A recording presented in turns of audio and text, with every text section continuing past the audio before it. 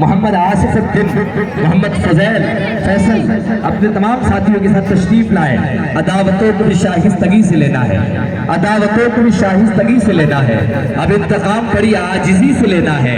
मैं अपने घर में अकेला कमाने वाला हूँ, मुझे तो साज भी आहिस्तगी से लेना है। मदरसे हाजा के तमाम मुकाबले वाले तलबा आपके दरमियान तशरीफ ला रहे हैं। आलिम और जाहिल इस मुकाबले का उन्वान है। मैं चाहता हूं आप लोग इसको बगौर समाप्त करें।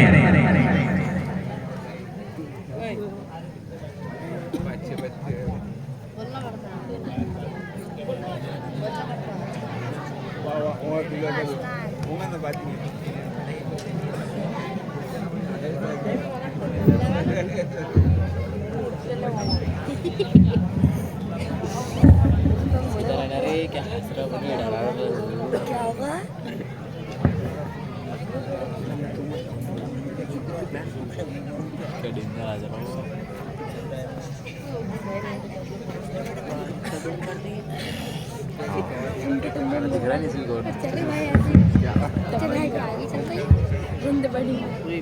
अस्सलामु अलैकुम व रहमतुल्लाहि व बरकातुहू। वालेकुम अस्सलाम व रहमतुल्लाहि व बरकातुहू। अरे मुल्ला जी, अपनी तो मौज आ रही है और सुनाइए कैसे जी रहे हो? अरे मुल्ला जी, तुम लोगों की फकीरी दूर होगी या नहीं? ये क्या दो कौड़ी का लिबास पहन रखा है? अरे बदतमीज दौलत में अपनी जबान जमा, ये कहते हैं लाखों का कपड़ा कभी मांगनी भी करे। खुदा ने जिस हाल में अगर खुशी हो आराम में हो, और तुम तो ये मुल्ला मुल्ला का मजाक करना चाहता है, उलमा के लिबास तेजी पर धब्बा लगाना चाहता है। तो सुन बदतमीज दौलतमान, फानूस से बन की जिसकी हिफाजत हवा करे, फानूस से बन की जिसकी हिफाजत हवा करे, वो शमा के बुझी रोशन खुदा करे। वाह वाह मुल्ला जी, क्या शायरी करते हो। बताओ कि रमजान के महीने में हम लोगों से भीख मांगने नहीं आते, और जब हम लोग टुकड़े दे देते तो झुक झुक के शुक्रिया अदा नहीं करते हो। बताओ कि कुछ मैं गलत बात कह रहा हूँ? जो हकीकत है वही तो मैं कह रहा हूँ। तुम लोग हुई दो कौड़ी के, तुम्हारी वजह से हमारी हिंसड़ होती है। ये झोला ये रसीद चले भीख मांगने। मुझे बहुत अफसोस हो रहा है तुम्हारी जाहिलियत पर। पहले तो मैं समझता था तुम मगरूर हो, मगर अब मालूम हुआ कि रे जाहिल भी हो। तुमने रमजान की जो बात कही है, इसका जवाब ये है कि हम अपने लिए नहीं, मेहमान रसूल के लिए मांगने जाते हैं। और जो कुछ भी तुम देते हो वो तुम्हारे बाप का नहीं, वो तो अल्लाह का हक है। अल्लाह से दुआ करो कि अल्लाह मेरी दौलत में कान पड़ जाए, ताकि हम लोग तुम्हारे घर तक दुखनी भी ना जाए। तुमने देखा है कभी गरीबों से मांगते हुए, व्यवहार से मांगते हुए? हरगिज नहीं। हम सिर्फ उससे वसूल करते हैं जो साहिब निसाब हो। तुम चंदे को हंसते हो। काश तुम्हें आज से 1400 साल पहले का वाक़या मालूम होता कि खुद हुजूर सल्लल्लाहु अलैहि वसल्लम ने चंदा लिया था। इस वाक़े में हजरत अबू बकर सिद्दीक और हजरत उमर का एक दिलचस्प वाक़या पेश आया था। अगर ये सारी बातें तुम्हें नहीं मालूम तो जाओ जाकर डूब मरो। अरे सब पता है कि रसूलुल्लाह सल्लल्लाहु अलैहि वसल्लम भी झुक झुक के शुक्रिया अदा करते थे। बड़े चले तारीख बताने वाले। जरा आप लोग भी मुल्ला जी को देखो, बड़े काबिल बनते हैं। अरे भाइयों, इन लोगों ने समाज और सोसाइटी को गंदा करके रखा है। अब समाज और सोसाइटी इन लोगों से बना चाहती है, तब ये खाली और भारी आफत बने हुए हैं ये लोग। तुम झुक झुक के शुक्रिया अदा करने की जो बात कही है वो किसी दर्जे में सच है कि जाहिल किस्म के चंदा करने वालों ने तुम मादारे शुक्रिया अदा करके तुम्हारा दिमाग खराब कर दूंगा। मुझे देख, तूने कभी झुकता हुआ पाया है? याद रख, जो वाकई में खाती भी दिन होंगे वो अखलाक जरूर पेश करेंगे, लेकिन तेरे सामने झुकेंगे नहीं। अरे ऐसे कितने हैं दो चार, भला इनसे क्या होता है? एतबार तो अक्सरियत का होता है। नहीं, तुम झूठे हो। अक्सर ऐसा नहीं करते और नहीं इंशाल्लाह ऐसा करेंगे। शायद तुम्हें या तुम जैसी कम्युनिस्ट सोसाइटी को ये भी नहीं मालूम होता कि कुरान क्या कहता है, हदीस में रसूल सल्लल्लाहु अलैहि वसल्लम ने क्या फरमाया। अल्लाह ताला का इरशाद है, इन्नमा यख्शल्लाह मिन इबादिल उलमा।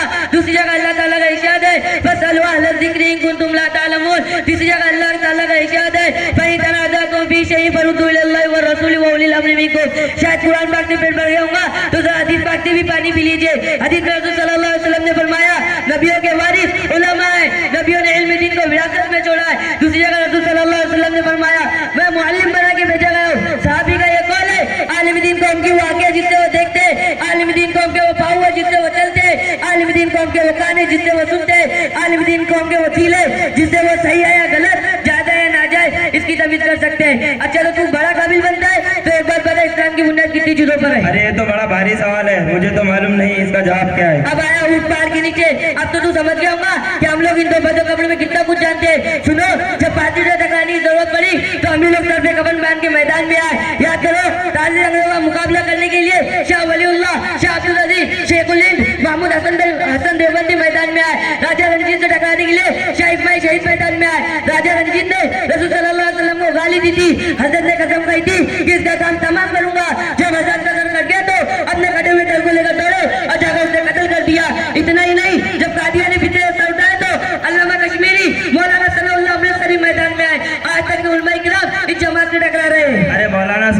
अफसोस है कि ये सारी चीजें हमें नहीं मालूम। अल्लाह ताला हम सबको तौफीक देने वाली। आपके साथ कौन है? ये मेरे दोस्त है जो अमेरिका में रहते हैं, जो अच्छे बिजनेसमैन है। इनका नाम मुर्शिद पाशा है। अच्छा तो क्या मैं हिंदी में सवाल कर सकता हूँ? क्यों नहीं, जरूर। अच्छा तो भाई आप ये बताओ कि गुसल में कितने फराइज है? अरे मुल्ला जी, तुमने तो अपने तनख्वाही समझ रखा है क्या? मैं बताता हूँ, गुसल में 3 फायदे हैं। नंबर 1 गर्म पानी, नंबर 2 साबुनदानी, नंबर 3 नीचे दो पत्थर के पानी। वाह पाशा साहब वाह, कितने अफसोस की बात। वाह पाशा साहब वाह। आप ही जरा अपना नाम बता दे। मेरा नाम सोहेल पाशा है। अच्छा तो आप मुसलमान हो तो ये बताओ कि एक मुसलमान पे कितनी नमाज़ें फर्ज है? अरे मौलाना साहब, मैं नमाज तो बड़ी पाबंदी के साथ पढ़ता हूँ। इस साल में जो मिले कुछ भी नहीं। नंबर 1 जुमा की नमाज, नंबर 2 ईद की नमाज, नंबर 3 बकरीद की नमाज।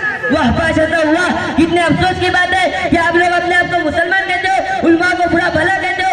आपको तो दीन की बुनियादी बातें भी नहीं मालूम। ये देखो मेरे साथ मदरसे में कुछ छोटे छोटे बच्चे, इनसे दीन के बारे में जो मालूमात कर सकते हो करो। तुम इन छोटे छोटे बच्चों से ये अंदाजा हो जाएगा कि जिन उलमा को तुम हकीर समझते हो उनकी क्या शान होती है। मुझे तो कुछ आता नहीं है, तुम लोग ही बता दो तुमने अपने उस्ताद से क्या सीखा है। ताजायान आपको मालूम चाहिए इस्लाम की बुनियाद 5 ऊपर है। नंबर 1 कलमा, नंबर 2 नमाज, नंबर 3 ज़कात, नंबर 4 रोजा, नंबर 5। मुझे भी अफसोस हो रहा है कि दुनिया में ऐसे मुसलमान है जिन्हें गुसल के बारे तक से मालूम नहीं है। जिन्हें बता दो गुसल में 3 फराइज है। नंबर 1 फर्ज वज़ू करना, नंबर 2 नाक बांधना, नंबर 3 फिर बच्चा पानी मांगने के एक बार बराबर भी कोई जिक्र है। अच्छा बेटा, तुम बतलाओ कि इंसान को मरने के बाद दोबारा जिंदा किया जाएगा। जीवन इंसान मरने के बाद दोबारा जिंदा किया जाएगा। हिसाब और किताब पे होगा। नेक लोगों को उनके नेकी की वजह से जन्नत मिलेगी, बुरे लोगों को उनके बुराई की वजह से जहन्नम में घसीट के आ जाएगा। देखा तुमने छोटे छोटे बच्चे कितने कमाल के, जब ये बड़े होंगे तो दीन और समाज के लिए कितने कारआमद होंगे। अरे मौलाना साहब, हमें अफसोस हो गया कि हम बड़ी गलती पर है, और आज मैं आपको गवाह बनाकर अल्लाह से तौबा करता हूँ और आज से अहद करता हूँ कि उलमा कभी हकीर नहीं समझूंगा, बल्कि उनकी इज्जत करूंगा और अपने बच्चों को भी हाफिज व आलिम बनाऊंगा, ताकि वो भी आपकी तरह समाज और कौम की सेवा कर सके। मुझे माफ कर दीजिए। याद रखो, अगर आज ये उलमा, ये मदारिस, ये मकातिब और दीनी तहरीक न होती और उलमा अकीले का दर्जा न भटकते तो तुम और तुम्हारे बच्चे इस्लामी से फिरते होते। तुम्हें और तुम्हारे बच्चों को ये भी नहीं मालूम होता कि मुसलमान किसे कहते हैं, इस्लाम क्या होता है। तुम्हारी दास्तान तक भी न होती दास्तानों में, तुम्हारी दास्तान तक भी न होती दास्तानों में। ना पूछ इन किसका पशु की इरादत हो तो दे किनको, ना पूछ इन किसका पशु की इरादत हो तो दे किनको।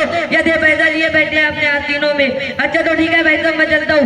अस्सलाम वालेकुम व रहमतुल्लाहि व बरकातुहू। वालेकुम अस्सलाम व रहमतुल्लाहि व बरकातुहू।